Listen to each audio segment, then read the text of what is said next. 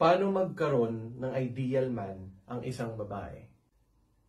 Patience is the key to have an ideal man. Hindi kasi minamadali yun eh. Kailangan mo talagang maghintay. It's worth the wait. So, mag-focus ka sa sarili mo.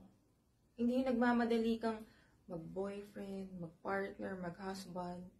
Tapos, hindi ka naman sure sa kanya. Gusto mo lang ng love. I-build mo muna yung sarili mo. Yung character mo. Yung pagkababae mo. Mag-pray ka, di ba? Lahat naman tayo may nakadestin para sa'yo, di ba?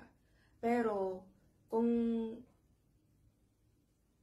hindi mo sinusunod yun, hindi mo makukuha yun. Kasi nga, nag-rush ka eh, di ba? So, yun. Patience. Kailangan mo lang maghintay, kailangan mo lang maniwala na may taong para sa'yo na ibibigay. Ganda ng mga sinabi mo.